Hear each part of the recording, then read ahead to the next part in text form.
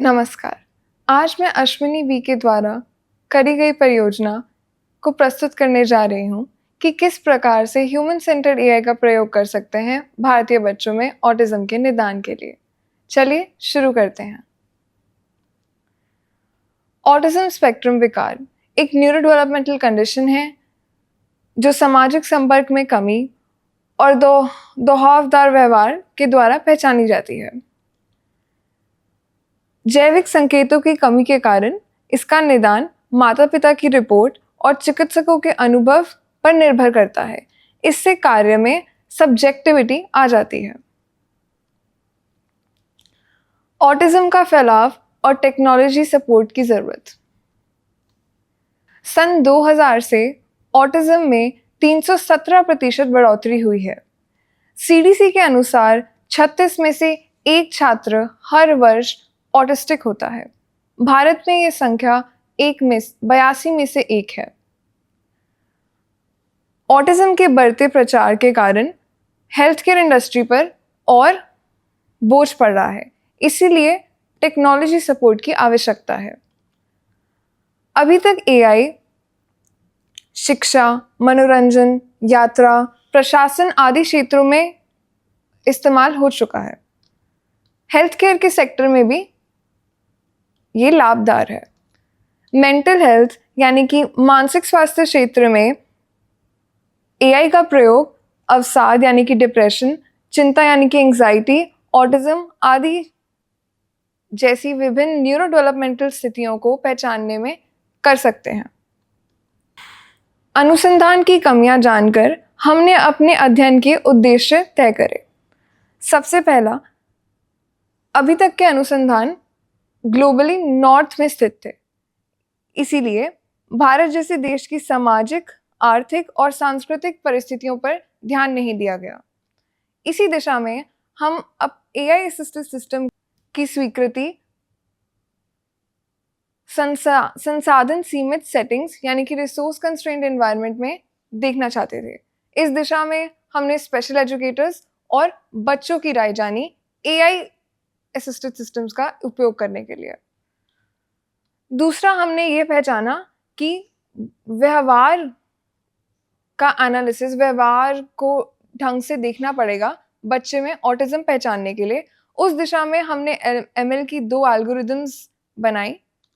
पहला, जो चेहरे के भाव पहचानेगी, दूसरा जो बात करने के तरीके से बताएगी कि ऑटिस्टिक की कितना प्रतिशत ऑटिस्टिक है। तो इसलिए इसको हमने कहा है मल्टी मॉडल। फिर ऐसे एआई सिस्टम को अपने भारत जैसे देश में इस्तेमाल करने में क्या चुनौतियां आ सकती है, उसको पहचानने के लिए हमने एक पायलट स्टडी करी भारत में। तो सबसे पहले हम जानना चाहते हैं कि एआई डेवलपमेंटल सिस्टम की स्वीकृति कैसी है भारत जैसे देश में। तो हमने जो भी एक्सपेरिमेंट्स करे वो सारे इंस्टीट्यूशनल रिव्यू बोर्ड के द्वारा अलाउड है। तो सबसे पहले हम स्पेशल एजुकेटर्स यानी कि विशेष शिक्षकों के दृष्टिकोण को जानना चाहते थे, जिसके लिए हमने एक अध्ययन करा। अध्ययन के मुख्य प्रश्न ये थे कि अभी टेक्नोलॉजी का क्या हस्तक्षेप है ऑटिज्म पहचानने की प्रक्रिया में। दूसरा, स्पेशल एजुकेटर्स यानी कि विशेष शिक्षकों के अनुसार सोशल रोबोट्स का इस्तेमाल एएसडी के पहचान के लिए उसमें क्या बेनिफिट्स हो सकते हैं और क्या चैलेंजेस हो सकते हैं, क्या लाभ है और क्या कमियां हो सकती हैं। तीसरा, कि सोशल रोबोट जैसे नए सिस्टम को इंटीग्रेट के समायोजन के लिए क्या क्या चुनौतियां आ सकती हैं और क्या स्पेशल एजुकेटर्स की राय है इसमें। तो हमने 25 स्पेशल एजुकेटर से बात करी, उन्हें एक वीडियो प्रस्तुति दिखाई जिसमें एक बच्चा रोबोट से बात कर रहा है, अलग अलग कार्य हो रहे हैं। फिर उनकी एक सेमी स्ट्रक्चर्ड इंटरव्यू ली और पैनल डिस्कशंस करी।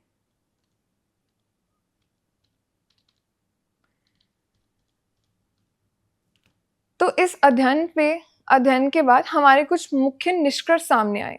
सबसे पहला कि सोशल रोबोट्स स्पेशल एजुकेटर्स के दैनिक बोझ को कम कर सकते हैं और भावात्मक समर्थन उन्हें प्रदान कर सकते हैं। भावनात्मक समर्थन यानी कि इमोशनल सपोर्ट दे सकते हैं। स्पेशल एजुकेटर्स ने ये भी कहा कि ये मशीनें महंगी हैं और अगर कभी टूट जाती हैं तो उन्हें अपने सैलरी में से उसके लिए पैसे देना पड़ेगा, तो उसकी अकाउंटेबिलिटी, रिस्पॉन्सिबिलिटी, उसकी जिम्मेदारी कौन ले। अगला कि अभी के जो सिस्टम है उसमें रोबोट को सीमित करने के लिए उन्हें नए कदम उठाने पड़ेंगे, तो उनके लिए वो थोड़ा सा बोझदायक हो सकता है। फिर उन्हें डर था कि कहीं ये रोबोट उनकी जगह ना ले ले, बट हमने उन्हें समझाया ये सिर्फ बच्चों के हित के लिए है, ये सिर्फ उनकी सहायता पूर्वक है, ना कि उनकी जगह लेने के लिए है। इन सब चुनौतियों के बावजूद भी बच्चों के हित के लिए वे ये पूरा सिस्टम अपनाने के लिए समक्ष थे। तो इन निष्कर्षों से हमने पाया कि किफायती यानी कि कॉस्ट इफेक्टिव सोशल रोबोट्स बनाने की जरूरत है। रोबोस्ट यानी कि मजबूत, और इनको बनाने के बाद इनकी इंटीग्रेशन यानी कि इनका समायोजन आसानी से होना चाहिए अभी के परिस्थितियों में। और हमने ये जाना कि प्रत्येक बच्चा जिसको ऑटिज्म है वो अलग है, तो हमारे जो कार्य होने चाहिए वो हर एक बच्चे की जरूरतों को पूरा करना चाहिए। भारत जैसे देश में सांस्कृतिक उपयुक्तता का अभाव है अभी के सिस्टम्स में, तो इसलिए भारत जैसे देश की सांस्कृतिक विभिन्नता के प्रति संवेदनशीलता की जरूरत है। और स्पेशल एजुकेटर्स ने ये भी बताया था कि उनको डर है कि ये उनकी जगह ना ले ले, इसीलिए उपयुक्त नीतियों और नैतिक दिशा निर्देशों की भी उन्होंने मांग करी, और नए सिस्टम के से अडेप्ट होने के लिए उन्होंने ट्रेनिंग और सपोर्ट की भी मांग करी।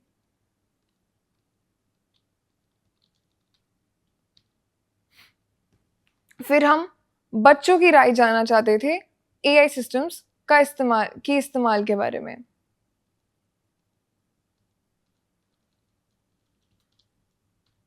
जिसके लिए हमने एक अध्ययन किया जिसका मूल प्रश्न ये था कि टिपिकली डेवलपिंग बच्चे यानी कि जिन्हें ऑटिज्म नहीं है उनकी क्या राय है रोबोट बेस्ड सिस्टम्स के द्वारा ऑटिज्म डायग्नोसिस, ऑटिज्म के अध्ययन के लिए, ऑटिज्म के निदान के लिए। तो हमने 10 भागीदार लिए जिसमें 8 फीमेल थी, 2 मेल थे, 3 से 6 उनकी उम्र थी। रोबोट हमने कॉस्मोस यूज किया। ये पूरा अध्ययन 3 भागों में हुआ। इंट्रोडक्शन जिसमें बच्चों को रोबोट और कार्य से परिचित किया गया। दूसरा सत्र रिस्पॉन्स टू नेम टास्क, जहां एक सामाजिक संकेत के साथ बच्चों को नाम का उत्तर देना था रोबोट को। और जॉइंट अटेंशन टास्क यानी कि संयुक्त ध्यान कार्य, जहां बच्चे रोबोट के साथ ध्यान साझा करता है। इन सभी कार्यों का चयन एम्स के द्वारा विकसित INDT ASD के द्वारा किया गया था। और अंत में हमने माता पिता की राय जानने के लिए उनके साथ एक सर्वे क्वेश्चनेयर भी किया। तो हमने ये जाना कि 9 में से 10 बच्चे कार्य को पूरा कर पाए थे। यहाँ पे इस मैट्रिक्स में जितना कम अंक है उसका मतलब उनका ध्यान ज़्यादा अच्छा था। तो हमने जाना कि 9 में से 10 बच्चे कार्य पूरा कर पाए थे।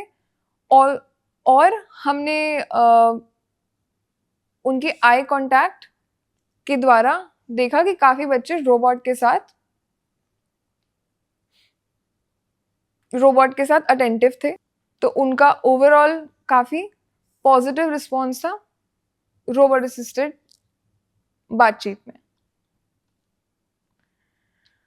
अब मल्टी मॉडल बिहेवियरल एनालिसिस, जिसके लिए हमने 2 ML एल्गोरिथम्स बनाई, एक जो चेहरे के भाव जानता है और एक जो बात करने के तरीके से बताएगा कि ऑटिस्टिक है कि नहीं। तो इसलिए मल्टी मॉडल। सबसे पहले फेशियल एक्सप्रेशन रिकॉग्निशन, चेहरे के भाव से हम बताएंगे ऑटिज्म है कि नहीं है। तो हमारे पास हिंदी स्पीकिंग बच्चों का डेटा बहुत कम था, तो हमें कोई स्मार्ट, कोई चतुर तरीके से एमएल मॉडल बनाना था। तो चेहरे के भाव आपके बारे में बहुत कुछ कहते हैं, इसीलिए हम लोगों ने चेहरे के भाव को जानने के बारे में सोचा। तो जो हमारा मॉडल है वो है source free multi source transfer learning model. Source free क्यों कहा गया है? क्योंकि हमारे पास भारतीय बच्चे जिन्हें ऑटिज्म है या जिन्हें ऑटिज्म नहीं है उसका डेटा कम है, तो इसलिए हम मिलती जुलती डोमेन से डेटा लेने की कोशिश करेंगे। बट जब हम वो डेटा लेंगे उसके हम मॉडल को देखेंगे कि उस डेटा से कुछ मॉडल ट्रेन हुआ है और उस मॉडल के पैरामीटर्स को हम अपने टास्क में इस्तेमाल करेंगे। उस मॉडल की नॉलेज को हम अपने टास्क में इस्तेमाल करेंगे जो मिलती जुलती डोमेन से आएगा। तो इस मिलती जुलती डोमेन का जो डेटा सेट है वो हमें अपने टास्क के लिए मॉडल ट्रेन करते वक्त नहीं मिलेगा, इसलिए हमने इसको कहा है सोर्स फ्री, कि सोर्स का जो डेटा सेट है वो हमें नहीं पता मॉडल ट्रेन करते वक्त, हमें सिर्फ पैरामीटर्स यानी कि नॉलेज जो उसने गेन करी है इस डोमेन से ट्रेन होकर वो मिलेगी। तो इसलिए सोर्स फ्री। मल्टी सोर्स क्योंकि हम मिलती जुलती 2-3 डोमेन्स लेंगे, उन सब का नॉलेज यूज करेंगे।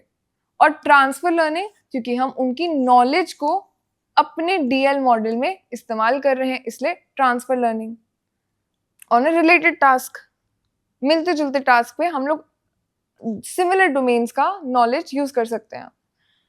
तो इससे क्या होगा, हमारा मॉडल ज्यादा जनरलाइज्ड होगा, न्यू डोमेन में बेटर परफॉर्म करेगा, ओवरफिट नहीं करेगा। ऑल्सो जो बाकी डोमेन है उनकी प्राइवेसी मेंटेन रहेगी।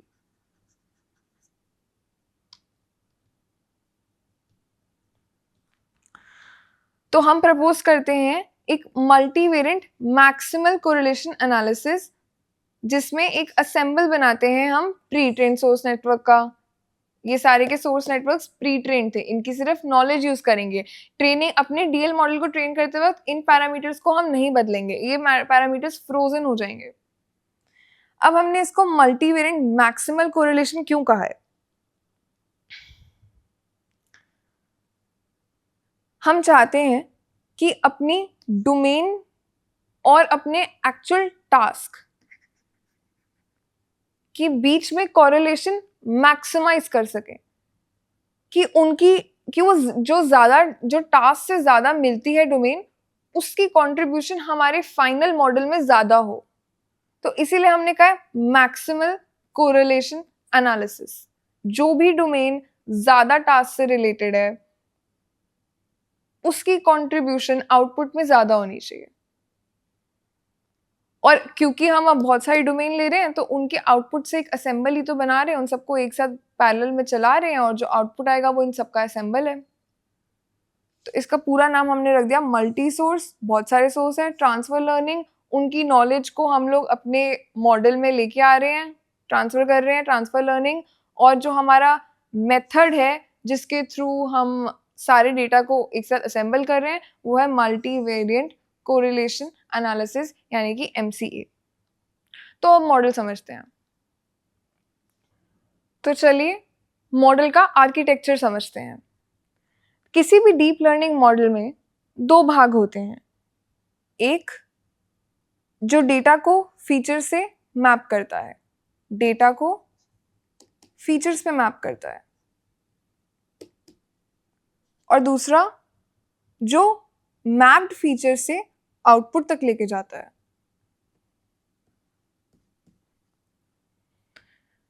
और यहां पे दोनों भाग हैं।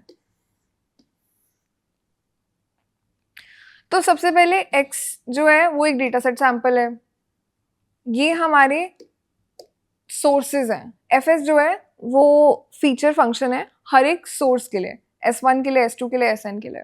N हमारे डोमेन्स हैं, N हमारे N डोमेन्स हैं इसमें।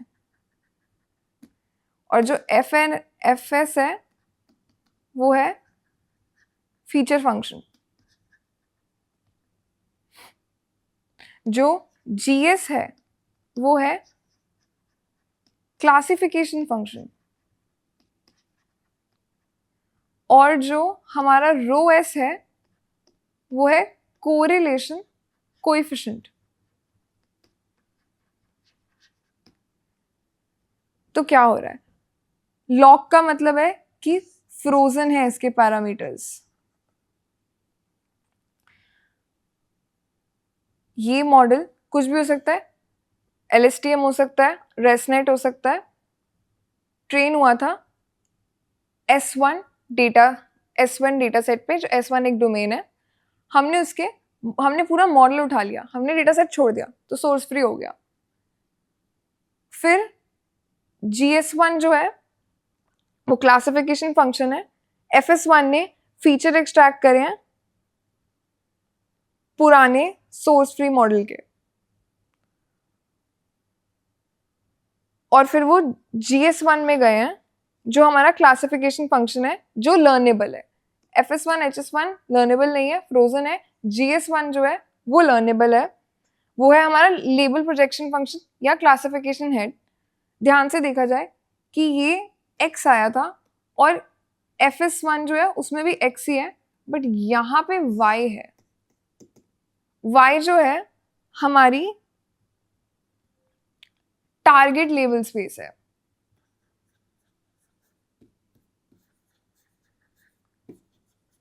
यानी कि जैसे happy, sad, fear, surprise, anger, ये एक वेक्टर है, और जो आउटपुट आएगा वो होगा लॉजिट्स, यानी कि हर एक क्लास की प्रोबेबिलिटी क्या है।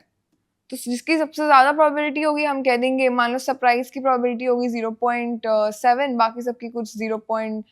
कम कम होगी 0.01, कुछ भी हो सकती है, तो हम कह देंगे ये सरप्राइज क्लास को बिलोंग करता है, का पार्ट है। तो ये अब हमने हर एक डोमेन हर एक मॉडल के लिए करा है, और मल्टी वेरिएंट मैक्सिमल कोरिलेशन के द्वारा हमने सोर्स डोमेन को टारगेट डोमेन में मैक्सिमम कोरिलेट किया है। जो FS1 है, FS2 है, यानी कि कोरिलेशन कोएफिशिएंट, वो भी ट्रेनेबल है। वो भी इस पे निर्भर करते हैं कि सोर्स की डोमेन और टास्क डोमेन में, टारगेट डोमेन में कितने सिमिलर हैं। तो जितने ज्यादा सिमिलर होंगे उतना ज्यादा रो होगा।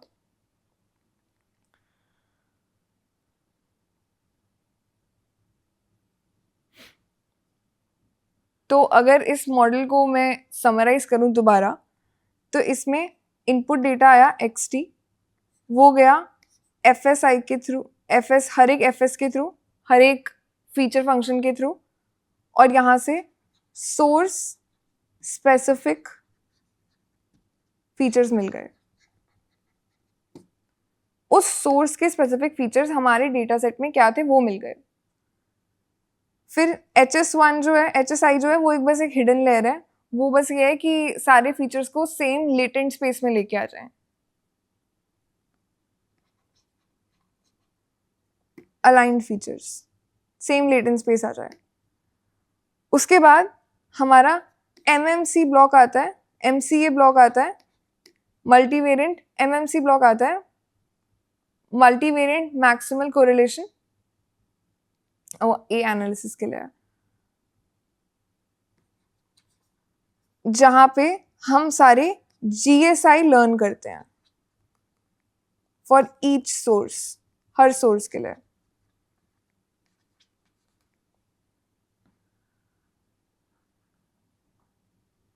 जिसमें सारे GSI मैक्सिमली कोरिलेटेड होते हैं, सच दैट जो डोमेन सबसे ज्यादा रिलेटेड है उसका रो एस सबसे ज्यादा हो, और जो हमारा आउटपुट होता है वो होता है लॉजिट्स, हर एक क्लास की कितनी प्रोबेबिलिटी है। तो ये था हमारा आर्किटेक्चर।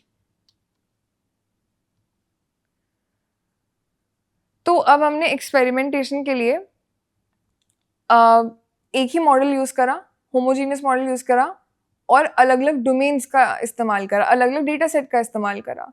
तो मान लो हमने अपनी टारगेट डोमेन को F बना दिया, यानी कि FER 213, और अपने सोर्स को RCJ बना दिया, R यानी कि रफिड, J यानी कि जेफी, और C यानी कि कैफे। ऐसे ऐसे हमने परम्यूटेशन सारी इस्तेमाल करी और देखा कि हमारा बेस्ट रिस्पॉन्स आ रहा है जब हमने होमोजीनियस मॉडल यूज़ किया, यानी कि हर एक डोमेन में एक ही मॉडल यूज़ करा है, एक ही मॉडल का इस्तेमाल किया है। जब हमने सब में रेस्टनेट का इस्तेमाल करा तो हमारा मैक्सिमम एवरेज आ रहा है।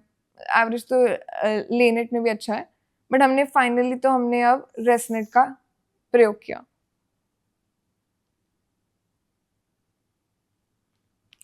फिर हमने CFED डेटा सेट, यानी कि एक लैब क्रिएटेड डेटा सेट है, that stands for children facial expression data set, जो एक इंडियन बच्चों पर केंद्रित डेटा सेट है। उस पर भी हमारी एक्यूरेसी काफ़ी अच्छी आ रही थी। बट ध्यान रहे, क्लासिफिकेशन के टास्क में हम लोग एक्यूरेसी के साथ प्रिसिजन रिकॉल भी देखते हैं। फिर हमने ऐसी ASD FER डेटा सेट पे भी इस्तेमाल करा और 40% मैक्सिमम एक्यूरेसी हमारी रेस्टनेट के साथ ही आ रही थी। लेनेट में भी कंपेरेबल एक्यूरेसी है। तो हमने ये जाना कि अब हम जानना चाहते हैं कि हमारा मॉडल जो था, जो हमने स्कार्स डेटा सेटिंग्स में अपना मॉडल डिफाइन किया, क्या वो अच्छा है। तो हमने पाया कि 20 डेटा पॉइंट्स यूज करने पे, 20 हमारा जो domain specific task related data set था, सिर्फ उनके 20 डेटा पॉइंट्स यूज करने पे भी, इस्तेमाल करने पे भी अच्छी खासी एक्यूरेसी आ रही है। हमने एक एल्बो हिट कर दी थी। फिर चाहे हम उसको 100 कर दे, 500 कर दे, तो एक्यूरेसी में ज़्यादा अंतर नहीं है। क्या 85 से 87, 88 इतनी ही हो रही है। 500 करने पे 90 पहुंच रही है, 90 के ऊपर जा रही है। तो हमने जाना कि हमारा मॉडल अच्छा है। और ये भी जाना कि जितना ज़्यादा टास्क रिलेटेड है डोमेन टास्क से, डोमेन टास्क जितना ज़्यादा टारगेट टास्क से रिलेटेड है, उतनी ज़्यादा उसका रो है, कोएफिशिएंट, कोरिलेशन कोएफिशिएंट है, जो कि एक्सपेक्टेड भी था। इसलिए जो हमारा मॉडल है वो एक असेंबल है। जो हमारा आउटपुट है हर एक क्लास का, वो ऐसा होगा, कोई rho into G into F, हर एक S के लिए, जो हमारा आउटपुट होगा हर एक क्लास के लिए। तो इसीलिए इसको एक असेंबल बोला है। तो हमने शिक्षकों का जान लिया, हमने शिक्षकों के बारे में जान लिया, हमने छात्रों के बारे में जान लिया अपने 2 अध्ययन के द्वारा। और फिर हमने अब बिहेवियरल मॉडल आपको एक फेशियल रिकॉग्निशन के लिए एक बिहेवियरल मॉडल बता दिया। दूसरा ML मॉडल बात करने पे तरीके पे निर्भर है, क्योंकि हमने कहा था कि व्यवहार को ऑटिज्म के निदान के लिए ध्यान में रखना चाहिए। तो हमारा दूसरा मॉडल बात करने के तरीके पे निर्भर है।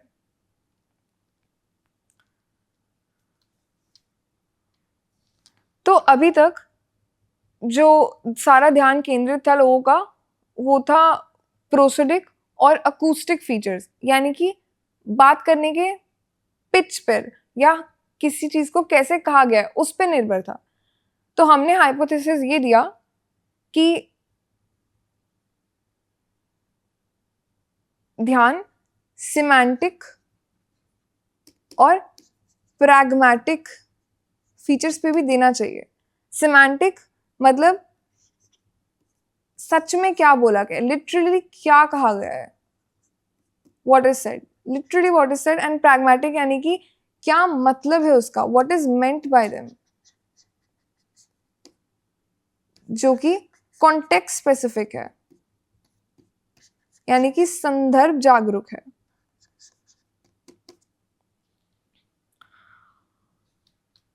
सिमेंटिक और प्रैग्मेटिक फीचर्स पे भी ध्यान देना चाहिए। अभी तक सिर्फ हमारा ध्यान अकूस्टिक एंड लिंग्विस्टिक भाग पे था।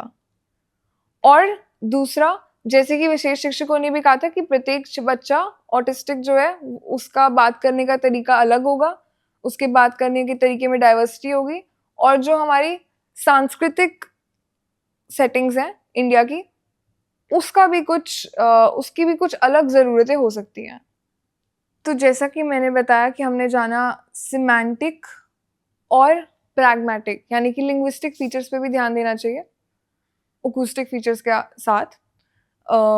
ASD और टिपिकली डेवलपिंग बच्चों में अंतर करने के लिए।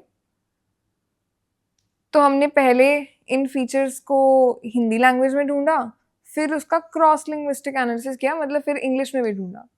तो हम जानना चाहते थे कि दोनों में अंतर है क्या, इंग्लिश और हिंदी में इन फीचर्स, अकूस्टिक और लिंग्विस्टिक फीचर्स में कुछ अंतर है क्या। तो इंग्लिश के लिए तो काफ़ी डेटा सेट अवेलेबल है, जैसे मैं आपको बता ही चुकी हूँ, काफ़ी उपलब्ध है डेटा सेट, क्योंकि ये नॉर्थ पे ज़्यादा स्थित है स्टडी।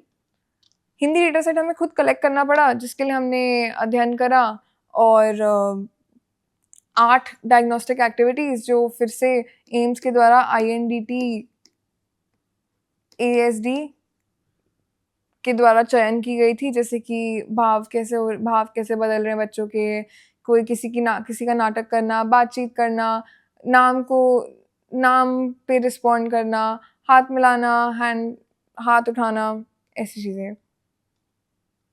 तो हमने इस चयन में 18 टिपिकली डेवलपिंग और 15 ऑटिस्टिक बच्चे लिए। हमने उम्र 4 से 14 वर्ष रखी ऑटिस्टिक के लिए, ताकि उनकी मौखिक क्षमताओं को हम नाप सकें टिपिकली डेवलपिंग बच्चों के साथ। और फीमेल और मेल काउंट 12, 3 और 10, 8 थे। तो अब बात करने का जो ML मॉडल था वो कुछ इस प्रकार था कि बच्चा और इंटरव्यूअर बात कर रहा है, उसके स्पीच सिग्नल को हमने भेजा, 2 पार्ट्स में डिवाइड करा, 2 हिस्सों में डिवाइड करा, 2 हिस्सों में विभागा हमने।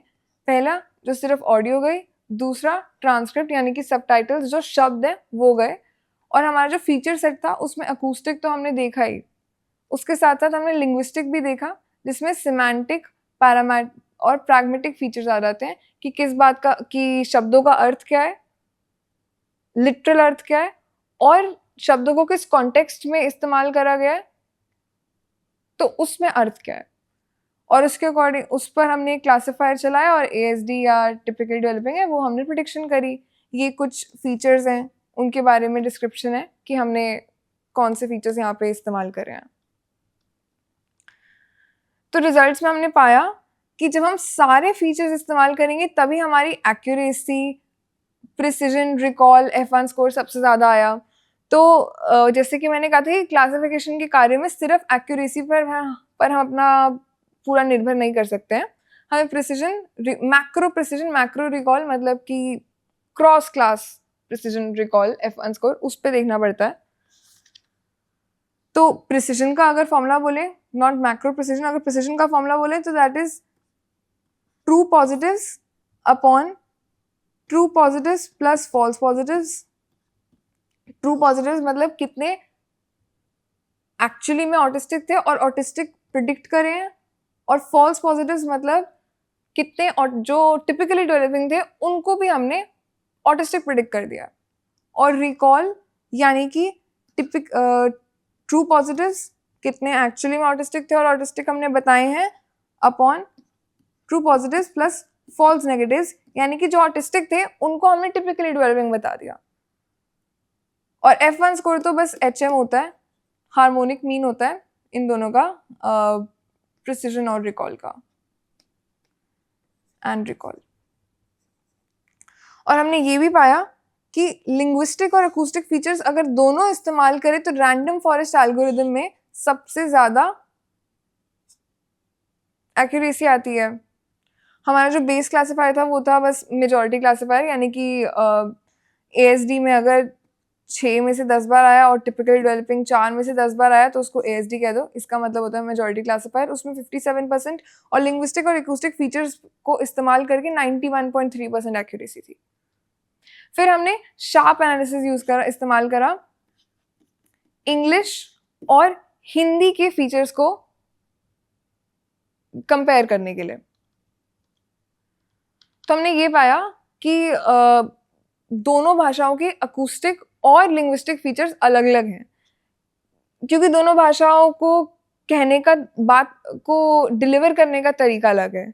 जैसे कि इंग्लिश शब्दों के क्रम और कौन से शब्द इस्तेमाल करे गए हैं उस पर ज़्यादा निर्भर करती है, और हिंदी ज़्यादा फ्लेक्सिबल है वो शब्दों के क्रम पर और ज़्यादा इन्फ्लेक्शंस पर निर्भर करती है। जाना कि हिंदी और इंग्लिश के अकूस्टिक फीचर्स अलग हैं।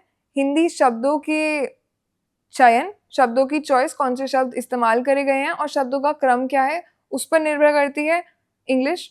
और जो हिंदी है वो ज़्यादा फ्लेक्सिबल है शब्दों के चयन पर या शब्दों के क्रम पर, और ज़्यादा निर्भर करती है इन्फ्लेक्शंस यानी कि भाषा के उतार चढ़ाव पर। दूसरा हमने ये जाना कि एज और वर्बल एबिलिटी पर निर्भर करता है कि बच्चा कैसे बात कर रहा है। तो प्रत्येक बच्चे की बात करने के तरीके पे हमारा ऑटिज्म का चयन निर्भर करता है। तो हमने हिंदी भाषा को इंग्लिश के साथ कंपेयर किया शैप एनालिसिस के द्वारा, और हमने जाना कि दोनों के अकूस्टिक फीचर्स में काफी विभिन्नता है, क्योंकि दोनों का व्याकरणिक संचारण यानी कि ग्रामेटिकल स्ट्रक्चर और भाषाई विशेषताएं यानी कि लिंग्विस्टिक कैरेक्टर्स अलग हैं।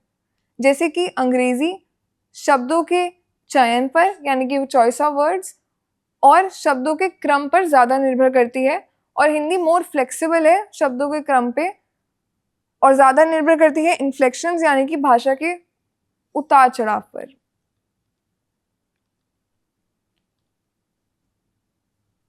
तो इसीलिए अलग भाषा के लिए अलग सिस्टम होने चाहिए, अलग मॉडल होने चाहिए, अलग मॉडल ट्रेन होने चाहिए, जो हम अपने अध्ययन के थ्रू प्रूव करना चाहते हैं।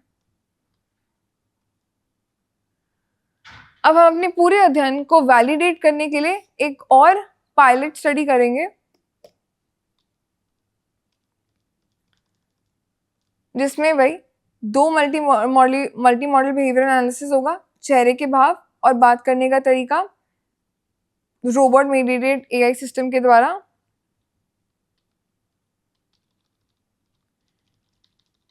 तो इस अध्ययन में 21 प्रतियोगी थे, जिसमें 9 एएसडी वाले थे और 12 टिपिकली डेवलपिंग थे, ऑलमोस्ट आधे आधे। मेल और फीमेल का रेशियो 7 से 14 था और एज भी 4 से 14 ली गई थी। इस बार हमने नाउ रोबोट यूज किया था, पिछली बार हमने कॉस्मोस रोबोट यूज किया था। डायग्नोस्टिक टूल्स यानी कि जो एक्टिविटीज थी वो हमने एम्स के द्वारा विकसित आईएनडीटी एएसडी से चयन की गई थी। वही बात करो, नाम का रिस्पॉन्स दो, किसी सॉन्ग को इमिटेट करो।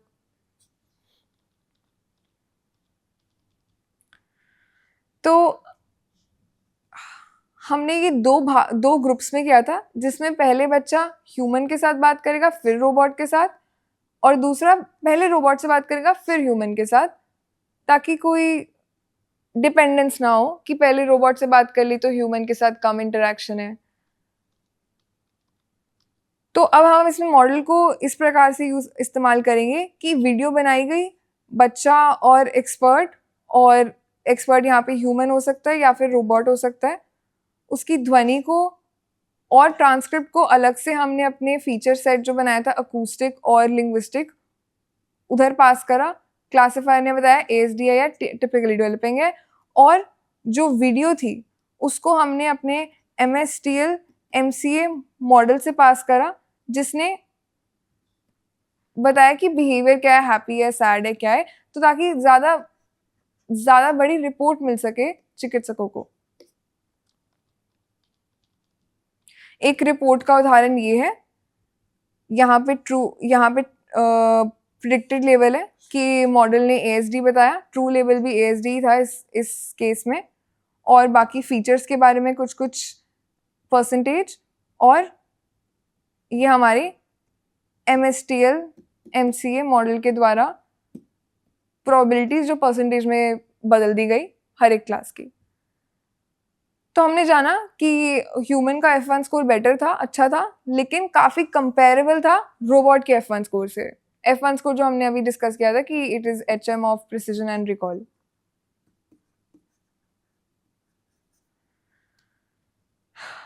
तो ये एविडेंस है, ये ठोस सबूत है कि हमारा AI enabled robot assisted system autism के चयन में अच्छा सहायक हो सकता है, काफी सहायक हो सकता है। तो इस अध्ययन के द्वारा हमने एक AI मेडिटेड सिस्टम दिया ऑटिज्म, भारतीय बच्चों में ऑटिज्म पहचानने के लिए, स्पेसिफिकली जो हिंदी बोलते हैं, हिंदी स्पीकिंग चिल्ड्रन में। जो हमारी 3 उद्देश्य थे, हमने उन तीनों को सेटिस्फाई करा कि ये पूरा अध्ययन अभी तक नॉर्थ पे स्थित था, तो हमने global south resource restrict settings India में इसकी एक्सेप्टेंस देखी, इसकी स्वीकृति देखी। दूसरा, हमने ये जाना कि बिहेवियरल एनालिसिस क्रूशियल है, बहुत ज़रूरी है ASD के निदान के लिए, जिसमें हमने 2, वो भी resource constraint settings, scarce data set settings में हमने 2 ML एल्गोरिथम्स दी, जो कि थी FER फेशियल रिकॉग्निशन सिस्टम के लिए, रिकॉग्निशन के लिए, और स्पीच एनालिसिस के लिए। और अपने इस पूरे चयन को वैलिडेट करने के लिए हमने एक और पायलट स्टडी करी, जिससे हमने भरपूर जाना कि हमारा मॉडल डॉक्टर्स के लिए काफी सहायक हो सकता है। तो अभी तक पूरा का पूरा डायग्नोस्टिक प्रक्रिया ऑब्जर्वेशंस और पेरेंट रिपोर्टिंग पर निर्भर थी, चिकित्सकों की ऑब्जर्वेशन और पेरेंट रिपोर्टिंग पर निर्भर थी, काफी सब्जेक्टिविटी थी। तो अब AI असिस्टेड सिस्टम के द्वारा ये काफी रिलायबल बन सकते हैं और हेल्थ केयर के सेक्टर में क्लिनिशियंस का बर्डन कम कर सकते हैं। तो हमारी परियोजना एक अच्छा उदाहरण था कि किस प्रकार से HCI एंड AI का प्रयोग कर सकते हैं बड़ी चुनौतियों का समाधान निकालने के लिए। हमारे प्रोजेक्ट के बारे में और जानने के लिए आप ये रेफरेंसेस देख सकते हैं। धन्यवाद।